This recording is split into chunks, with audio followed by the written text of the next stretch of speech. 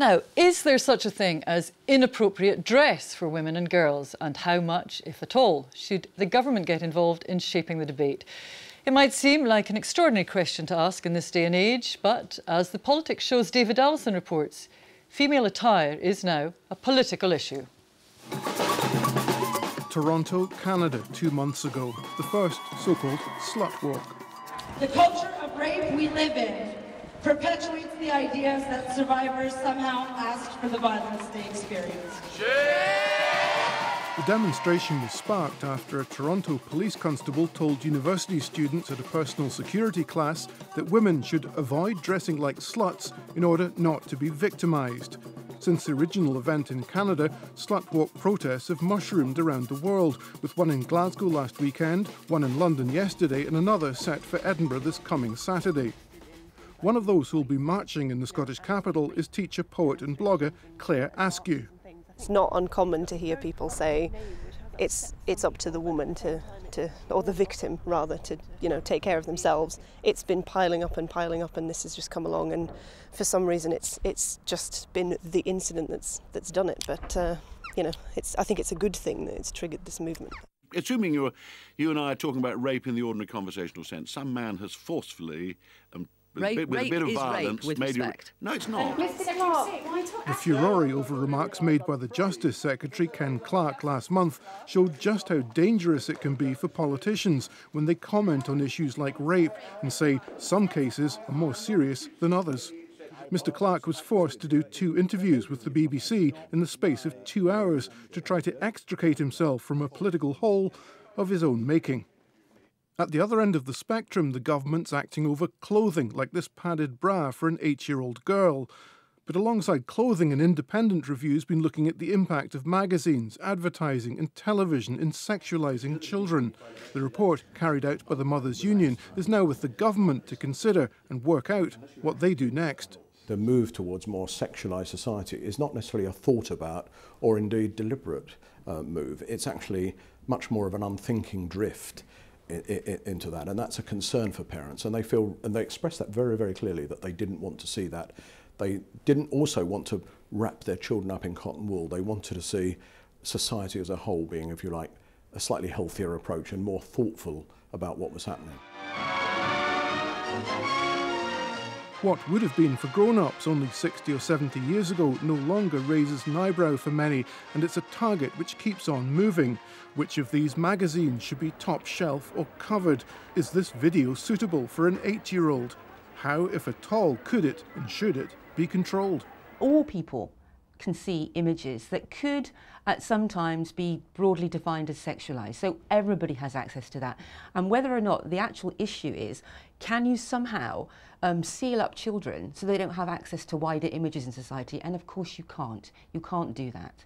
I think to try and legislate in terms of the massive commercialisation is inevitably going to lead to some difficulties. It's so all-encompassing that really what we need to be looking at is building up resilience in our children, and that comes really from responsible parenting and from good rearing of our children, so that they can cope and are resilient to what our society, or what they need to grow up reasonably within our society.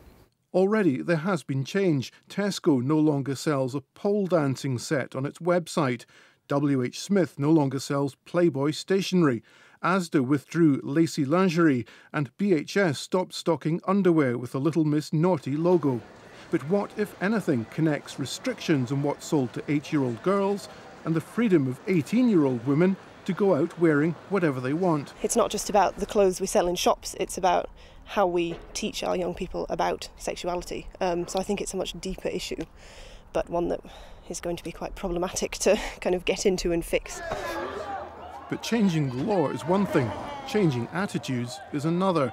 For politicians, it's a tricky balancing act between the rights and responsibilities of business, parents, the media, and those taking part in the Slutwalks.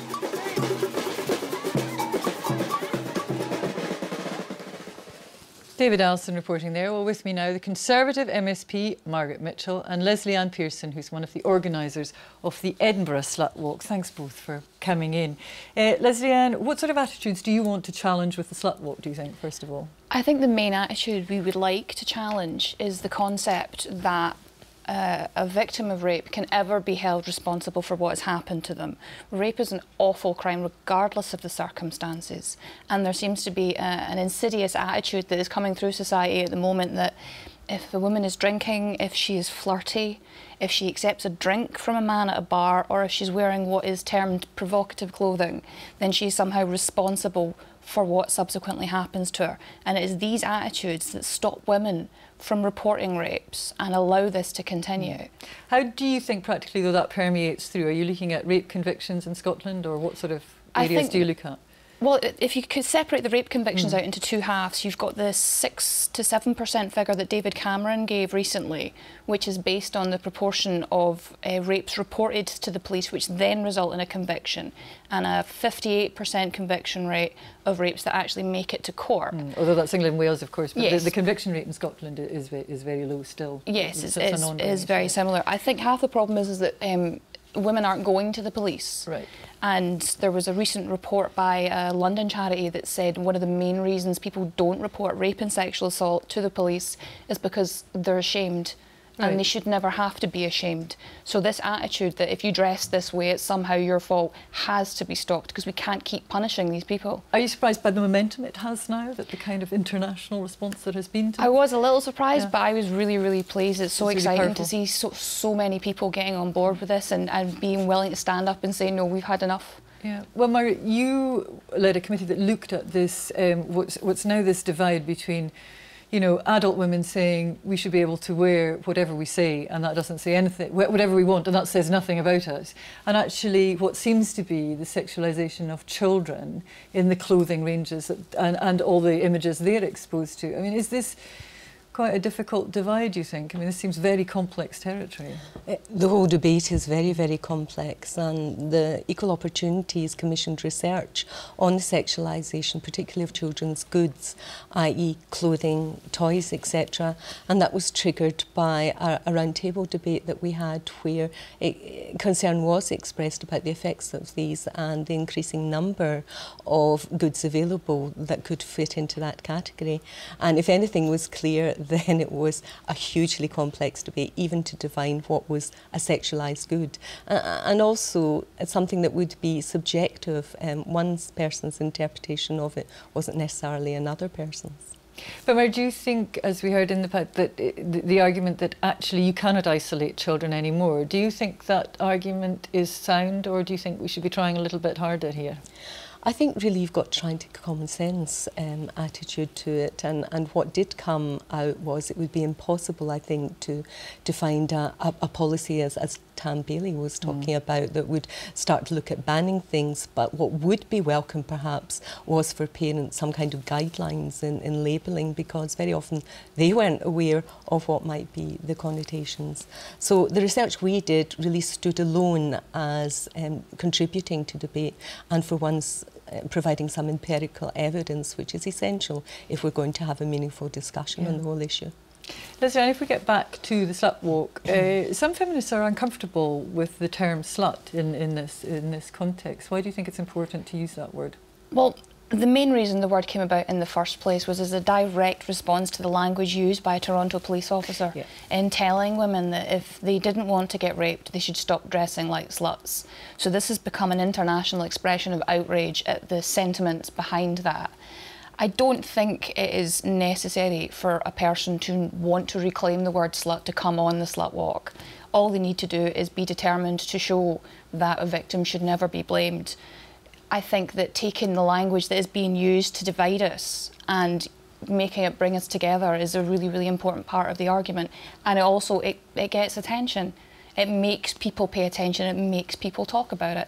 And so it's you think this is a word that can be reclaimed and ridiculed, and because some feminists would say this word is beyond redemption, it's so closely associated with all sorts of misogynistic practice that actually the women who go on these walks, you could argue almost are internalising abuse, and it's not constructive. But I think we're coming at it more from the perspective that if you call one of us a slut, we're all a slut. Okay. It's got nothing to do with how you dress or how you behave. It's become just a uniform insult, right. And so what we want to do is take the power away from it. We refuse to allow it to label us anymore. So if you can be called a slut for wearing a short skirt, then you can be called a slut for wearing trousers and a pair of shoes. Right, where do you think we've got to with the equality agenda overall in the context of what we're talking about today? Because a lot of women feel the equality agenda just has stalled, basically. I think what the research showed was that the sexualised goods was predominantly, almost exclusively, aimed at girls. So there was very certainly a gender issue there. And there was also concerns about a very young age children would be over preoccupied with their body, how they looked, the image, and that could lead to kind of eating disorders and mental problems later in life. So I think there are very genuine issues there, inequality issues, which can be picked up on.